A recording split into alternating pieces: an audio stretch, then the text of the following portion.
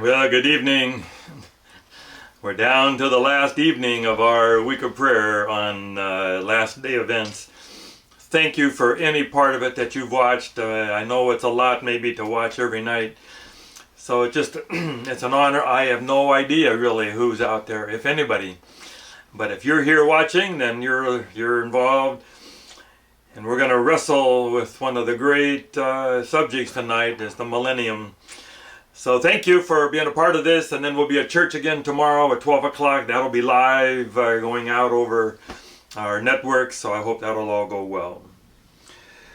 One of my oldest stories goes back to, 20 years plus, when I first came to La Sierra University Church.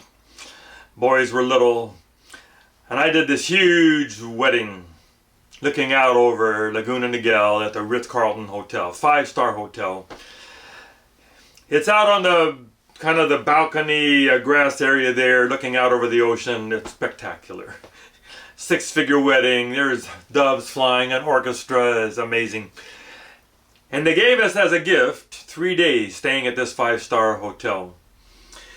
So we thought, fine, okay. The first morning, Hilda had some granola and something. She said, Dan, we need a glass of orange juice and a spoon. I thought, let's try room service. How much are you going to get it? Never tried room service before or since. So we got the orange juice and a spoon, $13. Those two things, 20 years ago. So Hilda said, Dan, I don't think we can eat here for these 3 days. So we looked at the menu, hopeless. So she said, let's go into town, get picnic food, and come, and we can look out over the ocean and eat our picnic. So I got the car. We rode up, all of us, down into Laguna Niguel. Trying to be healthy, we got fat-free bread, fat-free cheese, and some fat-free fig Newtons. Brought a bag, parked the car, paid money for tips to everybody, got out to the front. We're sitting looking over this ocean. The worst picnic food. I mean, this fat-free stuff was terrible. All of a sudden, the rich guy who was paying for our hotel walks by. He says, what are you guys doing? I said, we couldn't afford to eat in there, so we went and got some picnic food. He said, no. We already paid for everything. Don't worry, go on in, eat what you want. That's all paid for. I said, here I was, surrounded by grace, everything covered, everything paid for, and I'm out here living on my own works, trying to eat this terrible food. Well, I did another wedding not long ago at Laguna Niguel. 2 of us shared it. And put all those memories back. This time I know better. They were paying for all the meals, and we just enjoyed. It's all covered. And as we launch into the subject of the millennium, I just want to start with that. We're going to get in. It's all covered. Jesus already cried out, it is finished. It's ready to go. We can walk in the door. It's already settled. So let's start with that. The last minute or two of almost every movie that has a violent war theme of some kind, it ends up everything is peaceful. Maybe the guy gets the girl and they go off on a vacation. If you're watching Lord of the Rings, this is several times in the several movies, they just stop, the wars stop, and everyone goes back to Rivendell or Rohan, these great oases. They filmed them in New Zealand. Now there's so many people going to New Zealand, they're trying to close some of these areas. It's so beautiful and so peaceful, and they build these castles, and the food is great, and everything is lovely, and there's music, and the beds are soft, and you can't get hurt. Nothing bad ever comes in these little moments of vacation. And everyone wants to go there. You watch Avatar, everyone said, I want to go to Pandora. Where's Pandora? As I said the other day, I'm not a big expert on James Bond movies, but I know at the end there's always these moments he's somewhere. And he has a little break, typically with a beautiful girl, before the world goes to hell and he has to go back to fight again. Little vacation. It's one of the Bourne movies. In the middle of the movie, he's picked up this girl and they're running crazy all over Europe. I find it, you've got to go. And they say goodbye. I don't know till ever see each other again. End of the movie. He gets his way to a Greek island and walks in the door where she is selling scooters, renting scooters. And he finds her again. Finishes the movie. Julia Roberts, I think Notting Hill. She's a superstar. He's an average guy at the bookstore. And after 2 hours of craziness, they get together and they get married. And at the end of the movie, they're sitting in a park and she's pregnant and he's reading a book to her. When we do a mission trip, we have learned over the years, you cannot just work on the cement all day and then do evangelism at night and expect everyone to be happy. You can't. So somewhere near there has to be a break. And then at the end, we add in a 2 or 3 day retreat. And we were supposed to be going this week. I was supposed to be in Philippines today. But next year, we moved it all down a year. We're going to go to El Nido Island in the Philippines and spend 2 or 3 days. Little vacation after working so hard every day. They take me in Africa after working like crazy. At Salusa University, they let me go to Victoria Falls. Spectacular. We go to Vietnam, and 3 or 4 times now we always say, okay, we want to end at Ha Long Bay. We're north of Hanoi, almost to China. And you drive 3 hours from Hanoi, and it's just exquisite. And we're on a boat, and the water is calm, and we have 2 or 3 days vacation. And in the book of Revelation, after the 4 horses and all the beasts and all the drama and war and great controversy, finally we get down to Revelation 19, and it says there's going to be a wedding. And if you have stayed with God through all the beasts and everything, it said, be thou faithful unto death. Then Jesus says, you're going to marry Jesus. Then there's going to be a wedding banquet. And then there's going to be a honeymoon. And that's the 1,000 years with Jesus. It's a honeymoon. After the wedding, we get to be with Jesus. You watch any love movie, you watch Titanic, and you can feel between Jack and Rose this longing. And just this one day they're together, longing to be together. Lovers. God is a lover. And Jesus, after he had gone to heaven, decided to go back down. Didn't have to do that. Comes back down out of heaven and spends 40 days with the disciples. There's no more preaching. Not walking from place to place. He's not doing miracles. He's just hanging with his disciples. Eating by the seashore. Teaching and just being together. And that's what the 40 years symbolize, or the 1,000 years with Jesus in heaven. It's the honeymoon. And C.S. Lewis says he wants all your best moments down here, your best friends, you're camping, you're sitting at a campfire. He wants that to be a taste of what the 1,000 years will be like to be with Jesus. He wants the Sabbath to be a taste of that. So here we are, ready to do the millennium. I'm going to try to do a chart. Usually I do this with human people on a platform and we bring people up. I can't do that here. But let's do the best we can to give you a quick snapshot. Most of you have grown up and studied this, and then we'll begin to look at it from the character of God perspective. We are what they call premillennialists. We believe that Christ comes at the beginning of the millennium. Other people, not many, are postmillennialists. They believe that we will usher in our own 1,000 years, and then Christ will come at the end. And there's amillennial, that it's all kind of a metaphor. So this millennial chart starts with really the first coming is Jesus coming on the cross, and then the great resurrection sets everything else up. And then we move into the final showdown we've been talking about all week.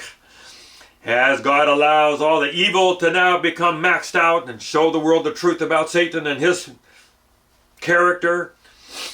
And at the same time, we have the 3 angels' messages going all over the world. And then God's make a final choice. Are you in or are you out? You will either be fighting with Christ or fighting against Christ. There's no middle ground. You're one or the other. Hardcore, white hot, either way.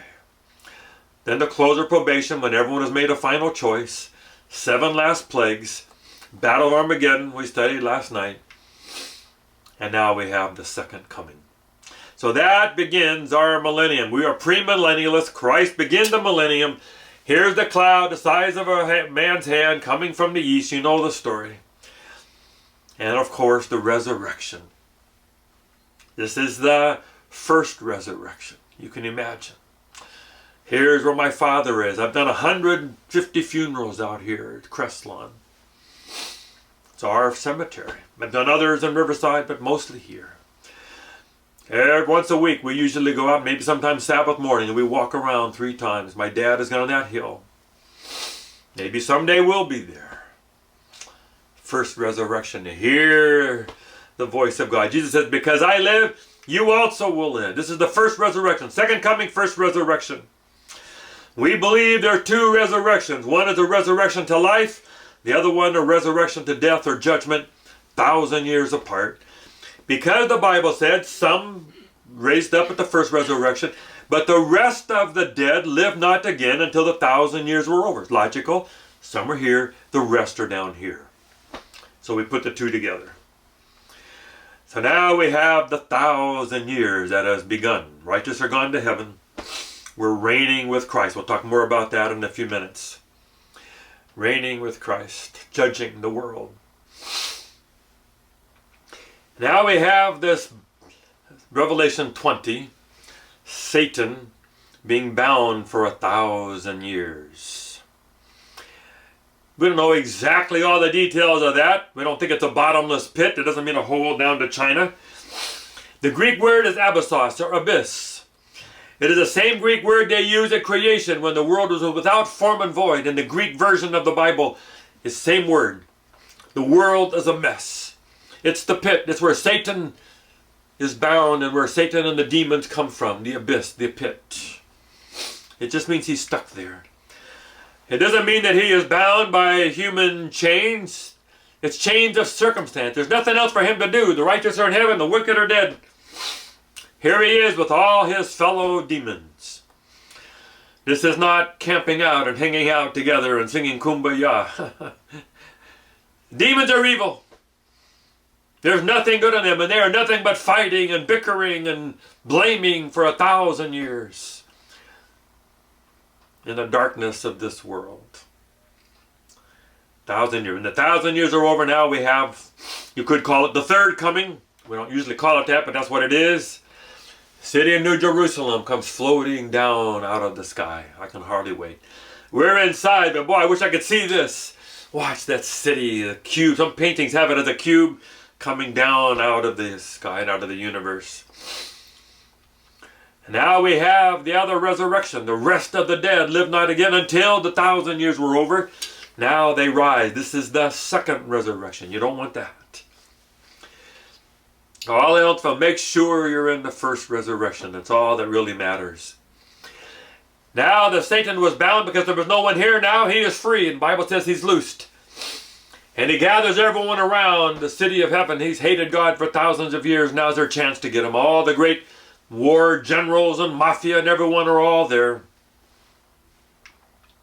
the middle of all that, God has the great white throne judgment. Revelation 20 verse 9 on. We believe somewhere there'll be this video, and at the end of that video, every knee will bow and every tongue will confess that Jesus is Lord. This is the end of the great controversy, when everyone is acknowledging that God was right. And then we can talk about the fire. Probably can't solve all of that tonight. I have some views about that. The Bible calls it the lake of fire. This is the second death. First death is the one we die of sleep. We're going to wake up again from that. Second death is forever. I think Jesus died the second death in our place. And then the great moment when God starts it all over again. The world has been cleansed by fire, and he makes a new heavens and a new earth. Revelation 21, 22. Talk more about that tomorrow. Pour my heart into the heaven. So that's the kind of the 2-minute sweep of millennium. But now the hard question. Why? Why does God have to have this whole last doctrine? As a young pastor, I used to think, because if I had to give up any doctrine, I could give up the millennium. Just a chart. Just a lot of details, and if it turns out we didn't get it exactly right, who cares? As long as we get in, who cares if you had the chart right? But boy, the more I've studied it out over the years, and the more I come from a character of God perspective, it's critical. It's critical. God has to make sure that every question has been answered.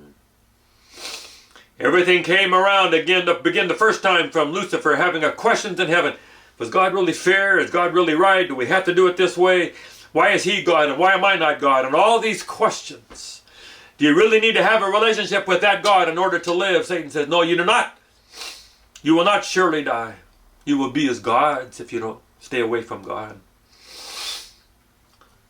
God has been sitting up in heaven, watching all the terrible things that are going on in our world. Terrible virus right now. Watching people suffer. Tsunamis and war and cancer and heart attacks and diabetes and all these other terrible things. I've pastored 45 years. I have seen it all. So many hard things. Now we have this virus. Every night we see these numbers get bigger. Watch on the news, the newspaper. Terrible. My friend, he's okay. He's home. Scared to death on Friday. He's an ER doctor. He's taking care of people. They're coming into ER and he gets it himself.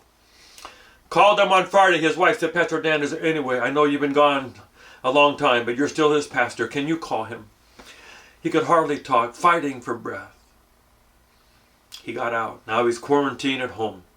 We're going to try to talk again tomorrow. 20-year-old girl down the street here. Working at this nursing home in Magnolia. Only one person came to work last week. They had to empty the whole place. What, 70, 80 patients had to be moved all over the county.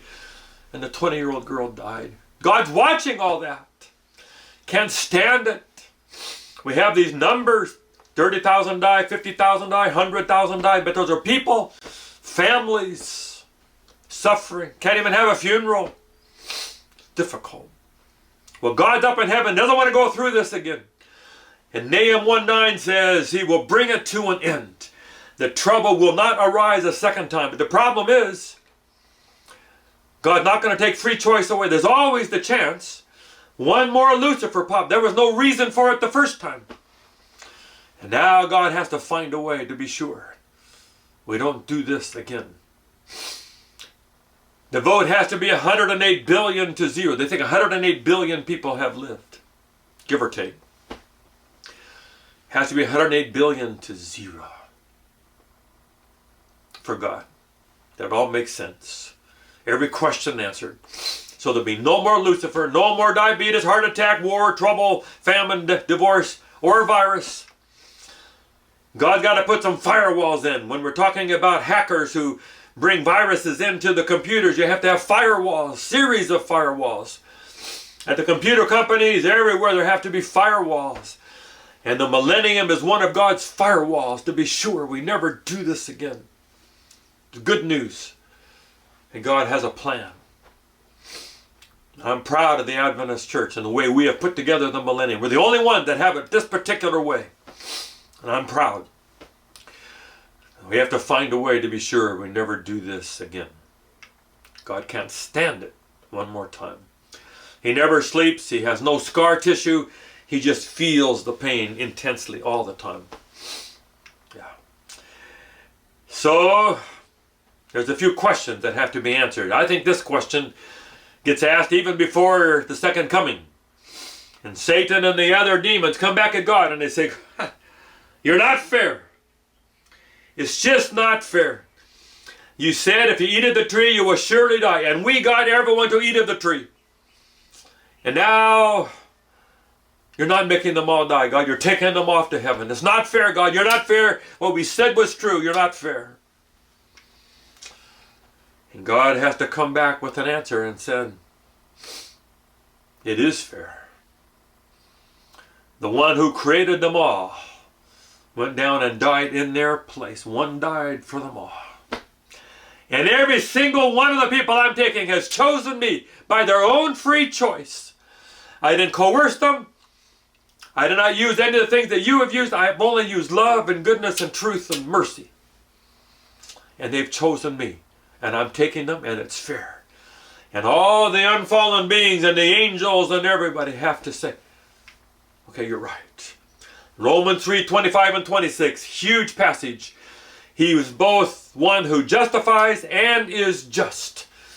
God doesn't want to just save us and justify us. He wants to do it in a just way and answer the question. So no one can have a comeback at him and say, well, now we're in the 1,000 years and we're in heaven. Someone raises their hand at the press conference and says to God, my son isn't here, God. Where's my son? I know he wasn't perfect. But he didn't have the same chance everyone else had, God. He didn't get to go to Christian school like some. His father wasn't in the church like some. He had some questions, God. You're going to keep someone out of heaven because they have some questions?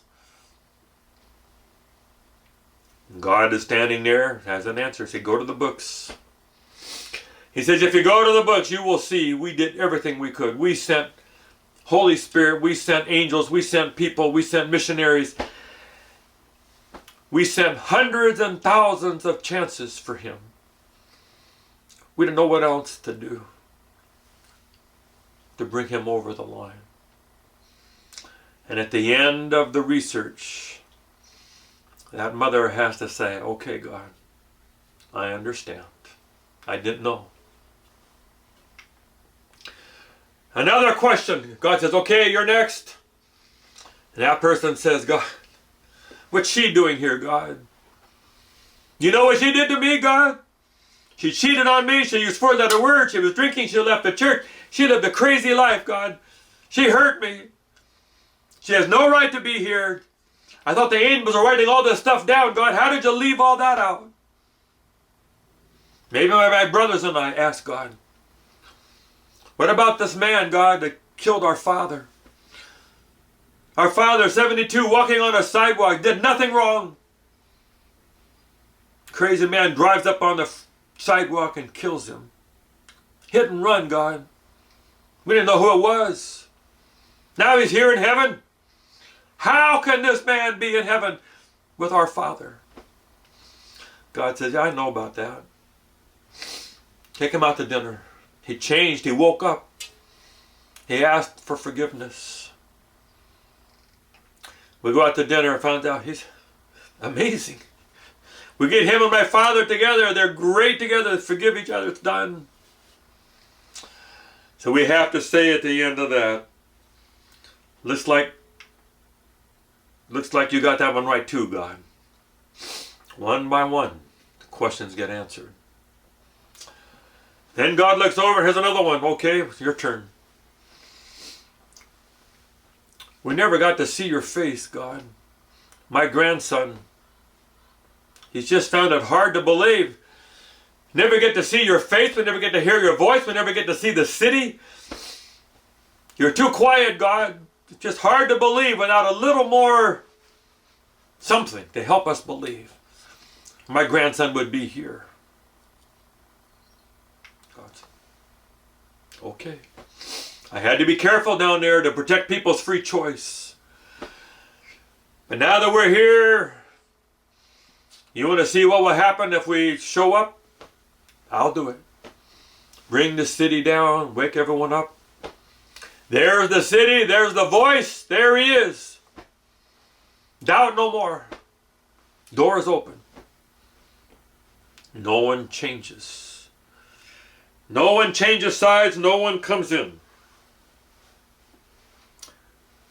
No one was forced to believe. All right, God, looks like you got that one. Now we're getting to the end of the 1,000 years, and there's one more question. Someone raises their hand and says, God,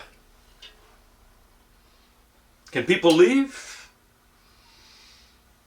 Some people say it's a little boring here, God. They don't get to do some of the stuff they got to do before. Can you leave, or are they cooped up here forever, God?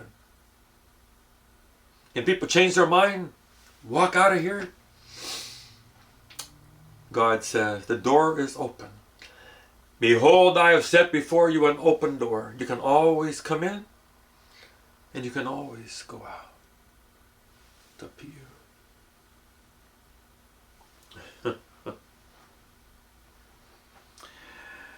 There are those who think it won't be much fun in heaven. Mark Twain is probably the most famous one who wrote jokes about it. Here you can see, go to heaven for the climate, but go to hell for the company. He said all the things that you don't want to do, everyone that you hate, that's what you have to do in heaven. Gardening, going to school, singing hymns all the time. All the stuff you like to do down here, you don't get to do there. You don't get to cuss, you don't get to drink, you don't get to smoke, you don't get to gamble. He said, why does anyone want to go? Too bad. No, we would say heaven will not be boring. Heaven will be greater. C.S. Lewis says every pleasure down here is just a taste of what God is going to allow us to do, give it to us to do for every second of every day forever. So all the greatest pleasures, whether it's snow skiing or whitewater rafting or travel or food or music or making love, whatever it is, the greatest pleasures we have down here are like the Baskin Robbins, the pink spoon. And God says, if you enjoy that, let me give it to you for 1,000 years. We will not be bored in heaven. This is not harps. This is not sitting and staring at God for 1,000 years. You can't get more intense pleasure every second than heaven. We'll talk about heaven more tomorrow. Now we have the third coming. You know the story, city of Jerusalem coming down and the wicked. Now the wicked are going to rise. And we have to ask the question, when God has all the wicked dead, why would you wake them up again? When we were raising our little boys, they told us, you should wake them up every couple hours, get them on our schedule. Oh, that's a terrible idea. Someone else finally said, well, if he's asleep, let him sleep. We agreed with that. So if they're all asleep, why would God wake them up? Because God has to make sure that he has every vote. He already has the votes from the unfallen worlds and whoever else is out there. God is just. Now during the 1,000 years, he has the votes of all the people who've been saved. They've asked every question. He has all those votes. There's one group left, even though they're dead. He wants their votes too. He wants everybody to know that everybody voted, who's ever lived. And so he wakes them up. The rest of the dead live not again. We call this the second resurrection. You don't want to be in that. So we go through these events now. City of the New Jerusalem comes down, Revelation 21. Now Satan has everyone here. You can imagine the army that he has. Here's Hitler, Napoleon, Genghis Khan, mafia, drug warlords. All the people who rebelled against God and used violence for the last thousands of years, every war, they're all there. Satan has hated God for thousands of years. Been battling him long distance or when Jesus was here in person. Thought he had him in the grave, but Jesus came out of there. Tried to throw him off cliffs. Tried to get him in the wilderness. Been fighting God all kinds of ways for all these years. And now God is right there in his sights. After 1,000 years, he is seething in anger. He mobilizes every demon and all the wicked. Okay, here, let's go. And now we have one of the great moments, the defining moment of the great controversy, except for the cross. Now God is going to have what is called the Great White Throne Judgment. Who can paint this? Revelation 20. And now we have the sixth question. We weren't there, God. Others got to see the cross. Maybe if we'd seen it, we could have done it. But you didn't let us see it, God. They got to see it. All we had was movies and a story. It's not fair, God. God says, okay. Let me wind the reel back and we're going to watch it. And on this mammoth screen for billions of people to see around the world. How that's going to work, I don't know. And God's going to take us back. I watched the Passion movie. This is going to be better than that. That was as real as they could get. Horrifying, some parts of it. And now we go back in real time in virtual reality as if you were there, and we can see Jesus going to the garden, loading up all of our sins on him. We go to the trials, we go to the whipping, feel it, watch it, huge screen. Crown of thorns, spitting in his face, carrying the cross up the mountain, nailing it down, all of it.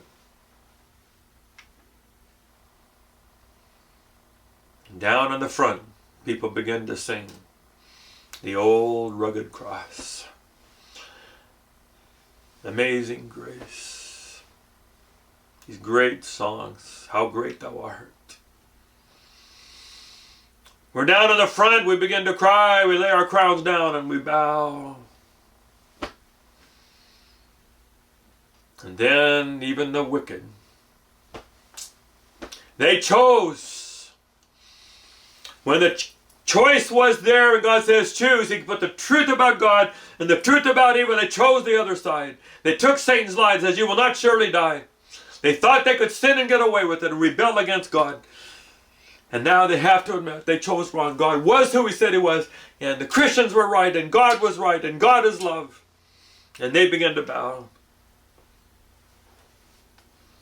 The demons, they were in heaven, they knew who God was. They chose to go another way. And fighting against God, they finally bow. The great verse, Philippians 2, every knee will bow, every tongue confess that Jesus is Lord. And you know that there's one more in the back. The one who started it all with those first few lies about God could have had an eternity of peace and harmony with God. Love everywhere. Chose his own way. Sees the story of the cross one more time and the resurrection, and he has to bow to. And now the vote is complete. Satan doesn't do it because he has to. It's free choice. Everyone is bowing down to God. God is love. We know the truth. He never changed. He never gave up his character, never compromised his character one time. Always true to love and goodness and character and grace and mercy. And he won the battle on his term, not Satan's. God is love, goes everywhere.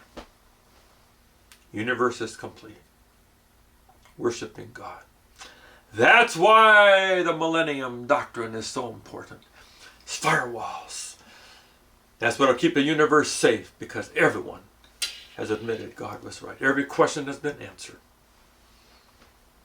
It's going to be an amazing night.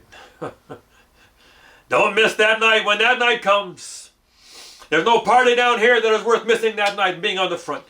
And that's really the question, isn't it? Will you be in the front or be in the back? Everyone's going to bow.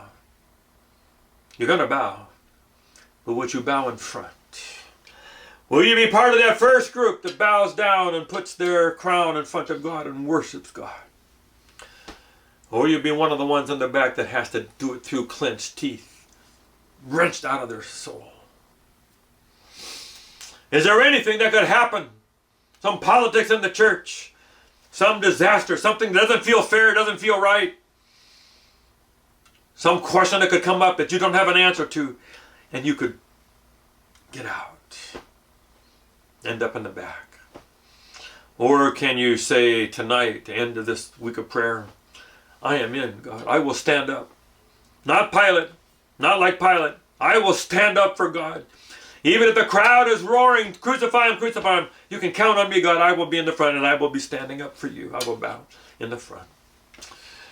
Finish a story I've told 1,000 times. I don't have any balloons here, but there was a man, always had a bunch of balloons. They called him the Balloon Man.